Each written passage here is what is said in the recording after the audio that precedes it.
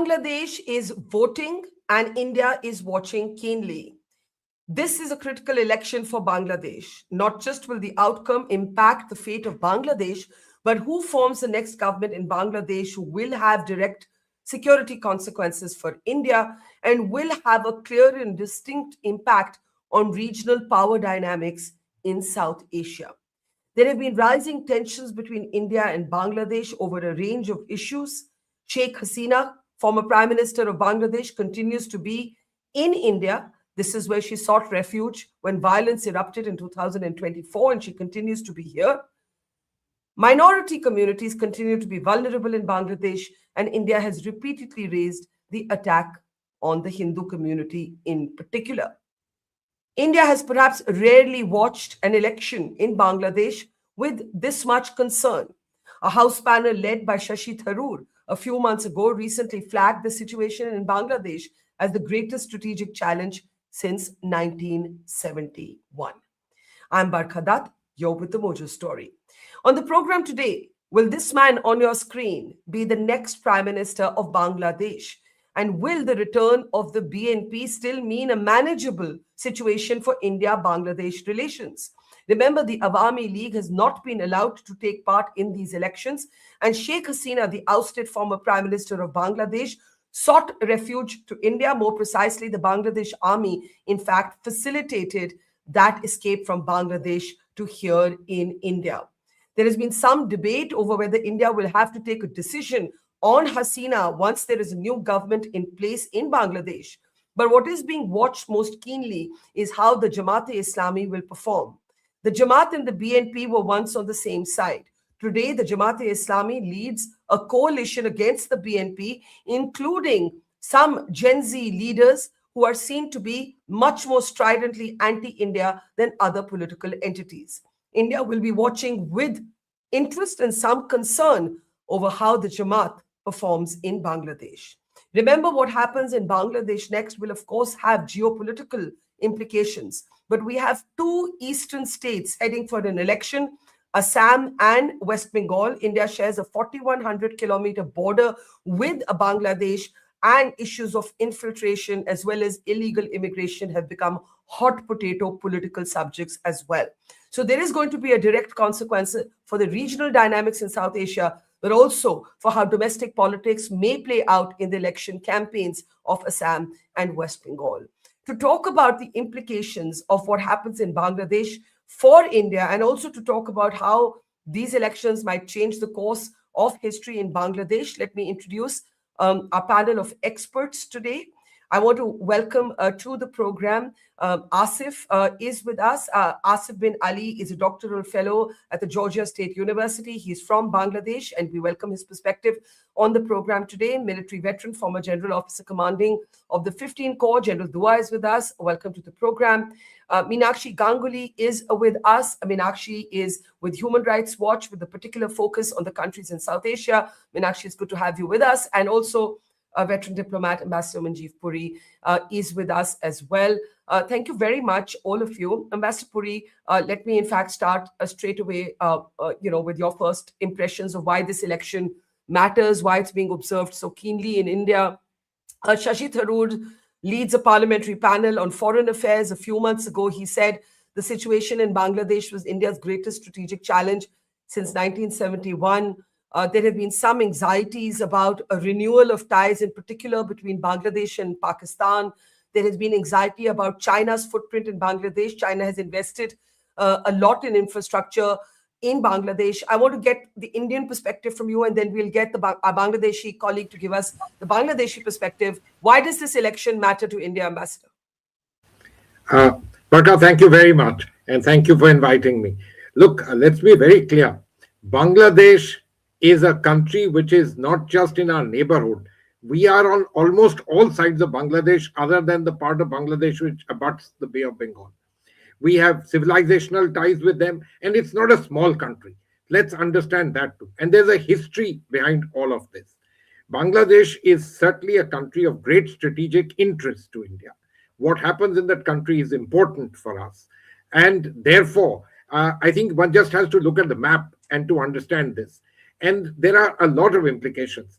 I won't go into the entire business of Bangladesh being a conduit for, let's say, the Pakistanis, the Chinese, or even the Americans for that. Let's leave that out. Bangladesh by itself, its stability, let me also say it's doing well, and a fact of tranquility in that country by itself is particularly important for India. Remember, Bangladesh, in some senses, is not just important because of Bangladesh, our civilizational links, the entire business of the Hindu community there, the entire question of Islamization. Also, it's in that sense not that far away from China, not that far away from Myanmar, where there's a great deal of Chinese interest. So, particularly important for us. Anyone would agree with that. And therefore, an Indian interest in the matter is very much there. And I'm not talking about the fact that former Prime Minister Sheikh Hasina is now in India. She was here earlier also, if you recall, many, many years back when all of us were much younger. And India's entire involvement, in fact, I dare say, in the fact of the birth of Bangladesh. And so, therefore, the question of it not being of interest to us doesn't arise. This photograph says it all in that sense of the term. Thank you. Yeah. Indeed, it does. This is, of course, the classic photograph from the 1971 war, the birthing of Bangladesh, when the Pakistani army signed that moment of surrender. Let me bring in Asif now. Asif, as a Bangladeshi, what are your expectations? What are your hopes? There are those, of course, who say that with the absence of one major political party, it isn't necessarily a representative election. But at the time of this recording, 50% of Bangladeshis have voted. That is a decent turnout by all measures for a country that's been racked by unrest and turmoil. As a young Bangladeshi, what are you hoping for after this election or from this election? Okay, before I start giving my position, let me give a disclaimer. I will be talking as an academic, not with my national identity. So moving towards the Bangladesh case, yes, the election commissioner has said that in the last 7 hours of the voting, 48% turnout had happened. And that, compared to the previous election, it's significantly high. I would not claim that this election is going to be non-controversial and it would be outrightly accepted without any criticism. But compared to 2014, 2018, and 2024 election, this election certainly has a higher segment of credibility in terms of participation, except Awami League, in terms of international observers and international journalists, and all of them have got a kind of free access to go across the country and also like report from the ground. However, the only question that would be considered in the future is the absence of Awami League, and that logic will haunt this election ultimately.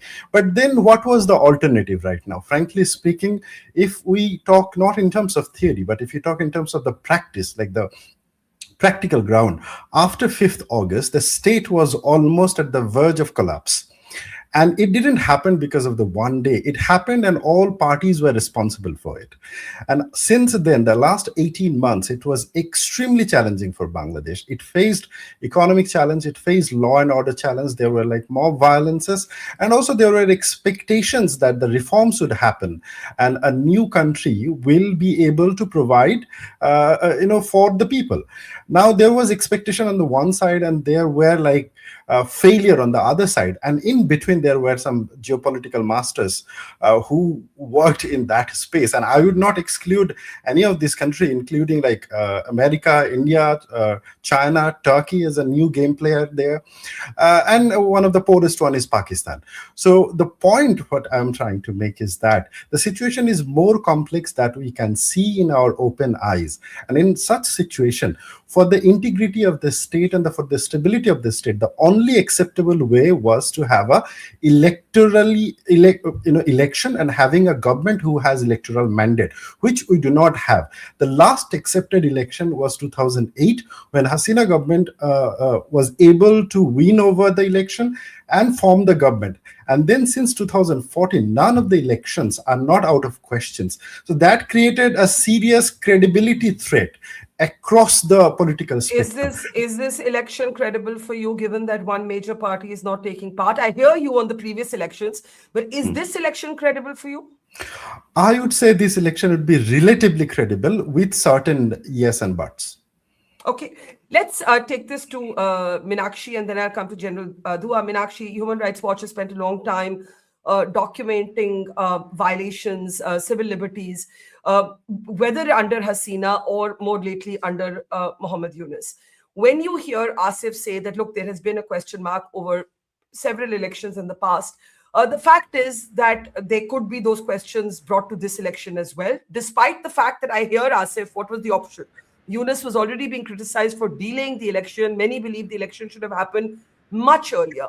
Yet, when one major political party is simply not taking part in the election, as somebody who speaks for human rights, do you believe this election is representative? Thanks so much, Barkha. The truth is, as Asif said earlier, the previous elections were also not participatory, and in fact were held in an environment of extreme fear and repression. To that end, this election was one where, from all accounts, there have been sporadic incidents of violence, but not incidents that can be causing great concern. And most importantly, an entire generation of young Bangladeshis who never had an opportunity to vote in an election in the proper manner where they could just walk in and there were polling agents and people were free to vote. They did not have that experience. This is the first time young Bangladeshis are telling me this, that this is the first time that they ever had that chance. To that extent, it's a good thing that this election has happened. Of course, there remains a concern about whether Bangladeshis really had the full choice that they should have had in terms of selecting leadership, since the Awami League was not present. But even so, I would agree with Asif that this is one where at least it has been participatory in a way where the previous three elections were not. I just wanted to go back to some of the things that you had said earlier in your opening statement, to flag that this failure of the Hasina government to hold these free elections was one of the reasons that young Bangladeshis have such distrust of India. As both Manjeev and Asif have said, there is a history of India's role in Bangladesh. And therefore, repeatedly, Bangladeshis would look to India to say, why is India not insisting that if India can have free and fair elections, why is it not insisting that Bangladesh should too? Why are they not insisting, telling Sheikh Hasina that she too should give Bangladeshis that opportunity? So part of the distrust amongst young Bangladeshis has come from there, and therefore we should perhaps keep that in mind going forward as we build relationships with the new government and press upon some of the things that we do hope the Indian government will press upon, which is the human rights protections, which have completely collapsed in Bangladesh under Sheikh Hasina. Okay, we have a statement from the MEA just in recent moments. We did receive an invitation to send observers to the Bangladesh elections, but we have not sent them. We'll play out the statement in a moment as soon as we have it up. The statement coming from the Foreign Ministry just moments ago. General Dua, let me bring you in. I hear what Meenakshi is saying, that, you know, maybe a generation of Bangladeshis turned towards Delhi. They felt let down by Delhi. Many Bangladeshis wonder why Hasina is still in India, and that's a decision India will have to take at some point, because of course everybody understands that Sheikh Hasina's life may not be safe if India were to even send her back to Bangladesh. But you know, it's always such a tough challenge to decide how much you should comment on another country's internal politics, whether then or now. But of course, we have taken a position, for example, today on minority rights, on the attacks on Hindus. The argument then being made is also speak on some of the other issues that matter to the people of Bangladesh. This is a minefield for us. There's no other word for it. How should we be navigating it?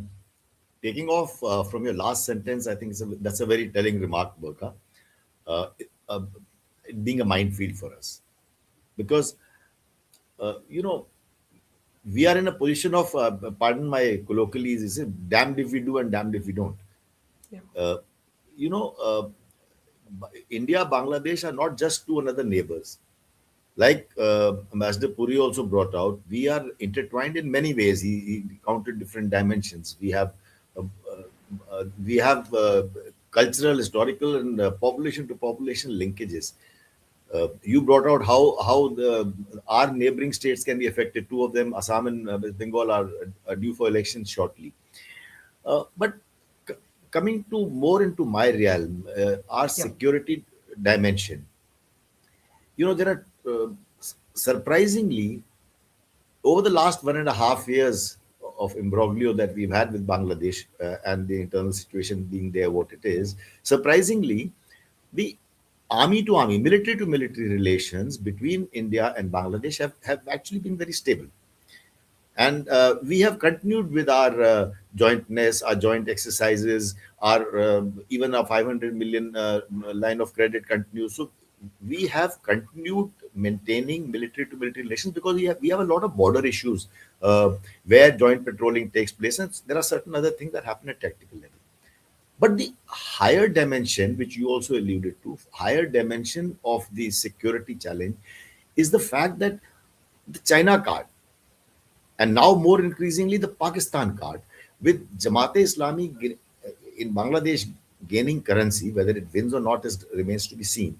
But gaining currency in Bangladesh, we see a very strong entrance, if I may use the word, of Pakistan through Bangladesh and influencing our border issues, influencing India-Bangladesh issues, especially with Field Marshal there, Field Marshal Munir, the Islamist forces there in Pakistan and Bangladesh aligning up. That's a security concern that we need to watch. So all in all, uh, I think we have to watch not only this particular election and its results with concern, we have to see how the developments take place after the elections, um, from our security ambit, because it is going to impact not only India, Bangladesh, it will also impact the regional geopolitics, as it were, as to how, which way Yeah. Bangladesh sits and turns. I think that's a really important point. On a day when a UN report links the Jaish-e-Mohammed to the Red Fort blast, I should also say, and Asif, I want to bring this to you, that Sheikh Hasina's son, in an interview with us as well as to others, said that the one big change he believes is that groups like the Jaish-e-Mohammed, the Lashkar-e-Taiba, groups that had been, shut down by his mother, today have a freer space to operate. You heard what General Dua said, that there is an anxiety in India that the Jamaat doing well will have consequences not just for women and minorities within Bangladesh. We heard outrageous statements from the Jamaat-e-Islami on the participation of women, for example, in politics, but also from an Indian perspective, for it's seen as being very closely linked to Pakistan. I just want to ask you, are you concerned about sort of the mainstreaming of the Jamaat or a greater acceptability for it today? And what might that mean for Bangladesh? Well, first of all, regarding what Mr. Joy said, I disagree with him. However, I want to add one point with him. It's not about Jaish-e-Mohammed. Bangladesh is facing more problem from Taliban and Hizb ut-Tahrir, another local outfit. And these two are extremely dangerous for our national security. Yes, they may have transnational network and transnational communications, and that might be linked with some of the Pakistan element or Afghan elements. But our terrorism problem is very much homegrown as well. This is something that we academics have been trying to discuss with the government for a longer time, that if you use always security frame and sensitize it, you don't solve the problem, you extend the problem. And that was the trap the Hasina government was fallen, that she sensitized the problem, and therefore the human rights violations started happening. So the question that it creates is that, look, Bangladesh has two Islamist problem. One Islamist, that is the far right Islamist problem. They're extreme. They do not believe in democracy. They do not, believe in negotiation. They want a kind of Taliban style state. That's it. And their way of achieving that state is the militant way.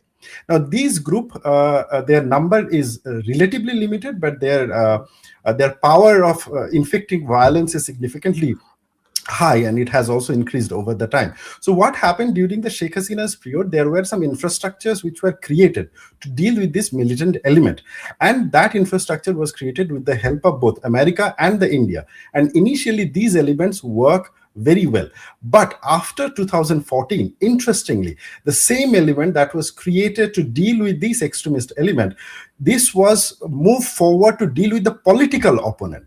And therefore, what you see that RAB was created to deal with the extremist militant, the same RAB is now going to a politician's home and picking up politicians. And what it created is that over the time, people thought, oh my God, these people are not like dealing with the criminals that they're supposed to do, but they're dealing with the regular politicians.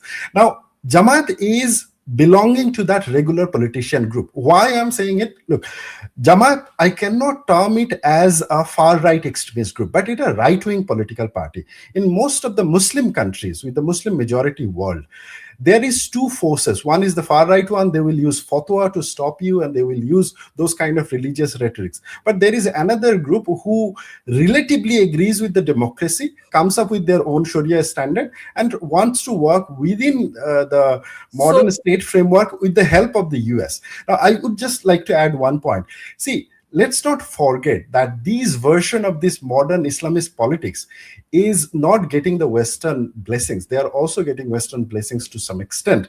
And that is the end outcome of the war on terror. So the war on terror, what America was issued across the Muslim world, when they failed in it, so they thought that, okay, fine, let's go and do the political experiment there. But they're not understanding with that experiment, they're actually destroying our inner society's liberal fabrics. And that is more danger, I think. I hear you. I think what you're saying is that you draw a distinction between a Taliban kind of militant orthodoxy and a religious social orthodoxy as propagated by the Jamaat, but still within the frameworks of a parliamentary democracy. Now, I want to, but from an Indian perspective, I should say that there are concerns, as General Dua just expressed, about the links between the Jamaat and Pakistan. You're not getting into that, fair enough. I want to just play out before I come to Ambassador Puri.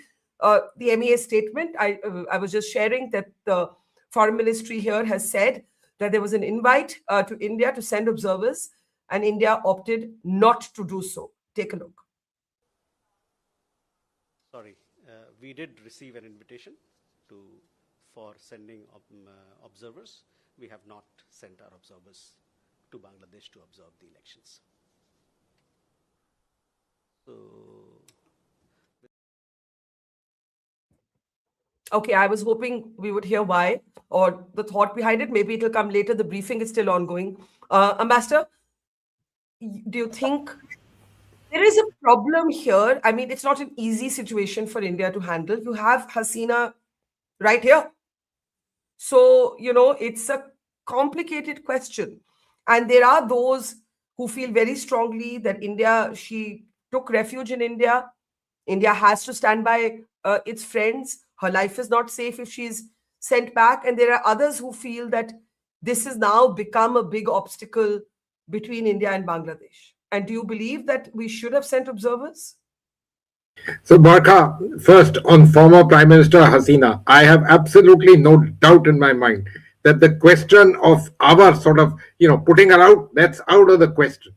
I want to take you back to the times when Khalida Zia and before that General Ershad, etc. For a long time, she was not there. And then, she went back and she did very well in the elections and so on. That's a different matter.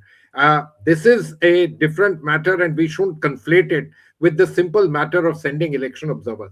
Why did we not? The only answer that I can think of, and I see logic for people, and this is not my decision, I may have taken a different one, that's a different matter, is that sending elections would have added to what the General Saab said, damned if you do and damned if you don't. Because let's say on the 50% or on any similar thing, what would the election observers have said? They would have agreed with whatever Meenakshi and our friend from Georgia state has said, that it was peaceful, this, that, and the other. This would have been blown up to add a sign of credibility. That then results in a number of other people saying, but what is credibility? So many people have opted not to cast their vote because they had no other option to do so. In fact, most reports are saying that the turnout in Dhaka was low because, let's say, those who had affinity towards the Awami League, what is their choice? They said, okay, we won't come and vote. That's the end of the matter. It's a way of looking at it. So in that sense, our election observers going it had some merit, but not going, but by going also would have had a great deal of demerit. These are decisions that governments take. Let me assure you on one thing. The government of India knows, and they've dealt with difficult regimes and so on in different parts of our neighborhood. We have to deal with Bangladesh. Bangladesh is a very large and important country in our neighborhood. We have not just civilizational ties, we have huge economic ties with them. And there is this entire business of the Chinese being close by, the question of our own neighboring states being there, the Pakistan hand, and as now lots of people say, the deep state and their ideas in the matter.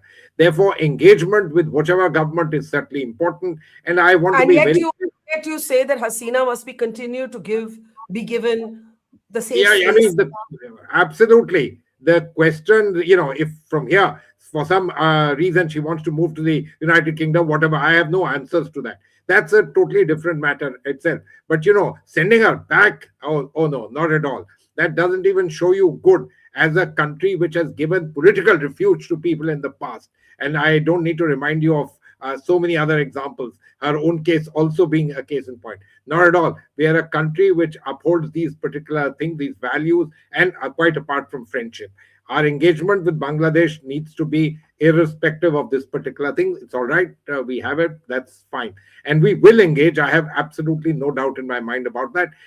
For me, I hope the election results, and whatever way the results go, obviously we would all prefer that a mainstream political party, the BNP, because the Awami League is not there, that they win, they form the government, and that the Jamaat is kept out. Without going into that they are mainstream but fundamentalists, etc., without going into it, they tend to provide certain segues, which are certainly inimical as far as we are concerned. And so my simple thing would be, I certainly hope that all of this would allow a dialing down of the rhetoric which keeps getting directed towards India. India is a country, for whatever may be the various factors, etc., has an inbuilt interest in Bangladesh, and so does Bangladesh have with us. So a dialing down of that would result in many things happening. And once there's an elected government, believe me, no matter the rhetoric of the election, the government then has to take responsibility, and it comes forward. And most governments, what are we seeing from BNP leaders with whom we've had so many differences in the past, of saying, oh, we need to work with India. The world is pretty turbulent. And if you work with each other, you guarantee the one thing that matters to people in a developing country, which is a modicum of taking growth, development, tackling unemployment, etc. Yeah. forward. People know that Yeah. in Bangladesh.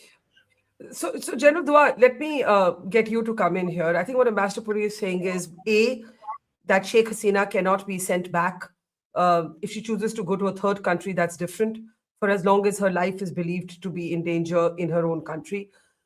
B, the Jamaat, if it does well, would not be great news for Indian interests, something you've already flagged, irrespective of how Asif sees the difference between the Jamaat and groups like the Taliban.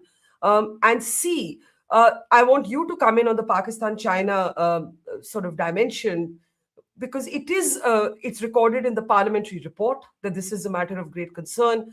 We've seen it more recently in cricket politics. We've seen Pakistan say we won't play India. This is in solidarity with Bangladesh. So you've seen this sort of renewal of equations between the militaries of Pakistan and Bangladesh, between the cricket bodies of the two countries, between maybe politicians. I don't know about people yet, but certainly all of these institutions. Barkha, before 1971, we had to, I'm talking of the militarily, amongst other things, we had to contend with East Pakistan and West Pakistan. And so that was one thing that, in a strategic sense, we achieved, among so many other things, in after 1971, that we eliminated the Eastern threat. That's what we felt. And for several years, it made a difference to us. Now, that time the China card was not so prevalent. But over the years, the China leverage or China angle through Bangladesh has increased, and we know there are different angles, different dimensions, and different milestones to it. But of late, the Pakistan card, I mean, that is the Pakistan making an entry through Bangladesh, amongst other things, conjures up a vision of how it will be if both countries coordinate, especially if the fundamentalistic Islamic angle is played now as different terrorist organizations are, attacking India overtly and covertly from the Western side. If we start having the same inroads, a lot of today's generation may not recall, but before Punjab problem, before Kashmir, Jammu and Kashmir problem, we had a very violent Northeast.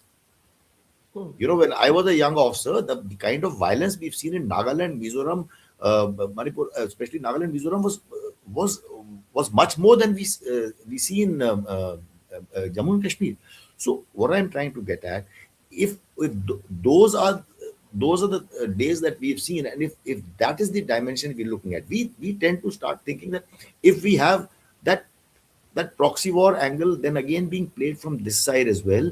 Now you see how much of our how much have we invested in Jammu and Kashmir in terms of our not only in terms of time and effort and the amount of forces that we have had to invest there. Similarly, if we start having these problems, so that itself is the biggest worry for our security establishment. Yeah. You mentioned cricket. I mean, we are seeing how Bangladesh and Pakistan are cozying up suddenly, if not suddenly, gradually, but more in the last, after Sheikh Hasina's ouster, this has started happening more and more. And so this is the angle. And now with the China card looming much larger, we see China's card in Pakistan anyway. We know how the CPEC and so many other initiatives are going with Pakistan. We talk of a two front threat and a 2.5 front threat. Now, and the same thing starts happening over here. So then this feeling of surround sound is not something which is going to be very good for our country. Absolutely. And then that is something that we have to watch. Our security establishment has to start thinking of that.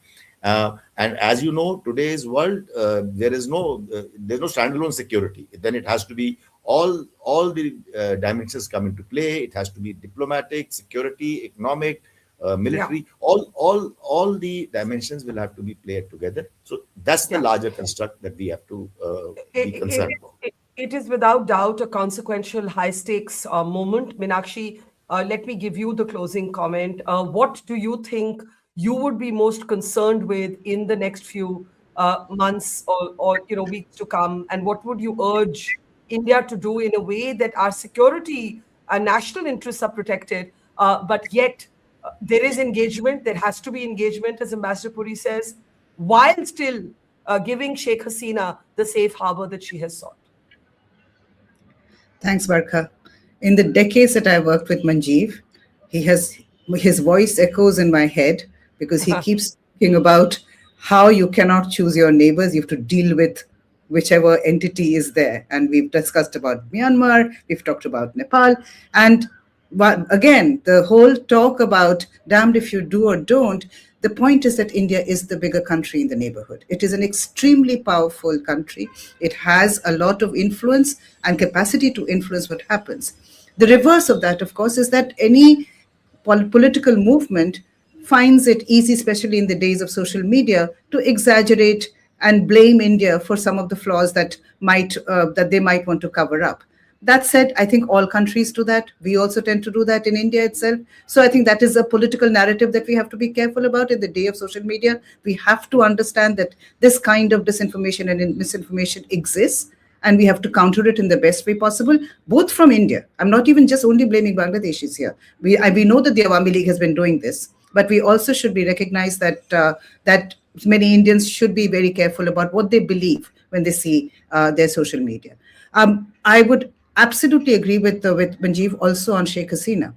No court in India is going to allow her extradition. The conditions are just not safe. There is no court that is going to allow it. So I don't even know why that is even coming up, because it's not a political decision. As soon as something like this happens, someone, probably a human rights person like me, would go to court and ask the Supreme Court, and the Supreme Court would rule absolutely no, she's not safe. There is no way that any court would agree to her extradition, particularly on the basis of a trial where she didn't even have representation. So that question doesn't. But on the last thing that I want to leave on what India should consider, India has also fallen into the trap of rhetoric. This whole cricket thing, for instance, or not taking one player or something, which was triggered all of this, was is really concerning, because this what we've landed up with is forgetting the very existence of Bangladesh, which was that they chose their culture, their language over their faith. That is how they broke from Pakistan.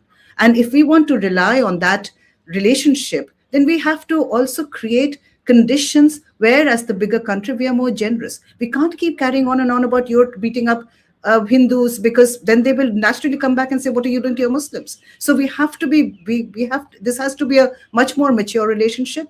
I don't think Dr. Yunus had either the political heft or the skills to manage this relationship, and a lot of incorrect things were said or were allowed to be said by various groups. But lastly, the one key issue for India is irregular migration from Bangladesh.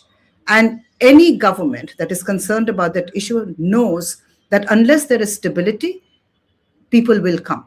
So India, if considering it's become such a political issue in both the Assam and the West Bengal elections, should recognize that people will keep coming because they don't feel safe. For earlier, we used to have BNP and Jamaat people that used to come across. Now we have droves and droves of Awami League people that are coming across. It's not just Sheikh Hasina that is in India. There are droves of Awami League people that are here, including the former Home Minister. So we have to, I think India needs to recognize that promoting human rights in the neighborhood is in its own interest. It is not to do with interfering. No one likes interference. No one likes criticism. But even in managing their own strategic interests, human rights is an entry point that would perhaps be helpful. Ambassador, do you want to respond to that before we close?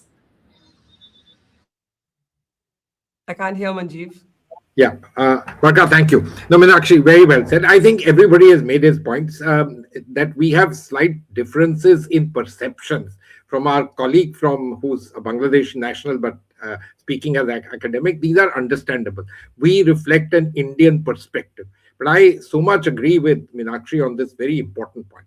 We need to also play our part, not just engagement, the foreign minister going there when Begum Khalida passed away, and all that is very important. Keeping up the military ties, extremely important. But, let's dial down the rhetoric a little bit. That's also very important, because what my friends who've been to Bangladesh of late, what they say is that, you're dialing up the rhetoric here has resulted in the situation there at the level of the people being one which is problematic for Indians, which is just not an acceptable thing. Let's understand that. So my little thing is elections, very good. That they are not perfect elections, we all know it. That in the past they were not so very perfect, fine. This should have been better, because we should always be learning by it. Doesn't matter. Let the elections happen. Hopefully it will be a party in power which, whatever their own leanings, are wedded to democracy and democratic outcomes, and understands that in Bangladesh's interest are good relations with India, just as we also understand and must realize that in good relations with Bangladesh, we have something. We need to give something to them. This can't be exactly reciprocal. There has to be some degree of give and take and all of that. That's important. But Bangladesh is a critical country in our neighborhood with whom we must have good relations. There's a strategic imperative to all of this particular thing. And I have little doubt that, we will take the necessary steps as far as we are concerned. Hopefully, the side in Bangladesh which comes to power will also see that it is in its interest to do this and reciprocate accordingly. So let's wait a couple of days more, and once the results start coming out, one will see how this cookie is getting baked. Okay, I think that is a fair note to end on. Just a reminder to everybody, 4,100 kilometers of a shared border with another country can simply not be ignored. So there is no way that you can look away from what happens in Bangladesh, and therefore India and Bangladesh are going to have to find a way to navigate their way out of this minefield, hopefully, leaving it there to Asif, General Dua, Ambassador Manjeev Puri, and to Meenakshi.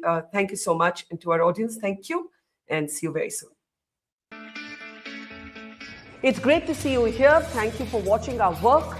If you haven't subscribed yet, don't forget to click the bell icon and subscribe to Mojo Story and support independent, robust journalism.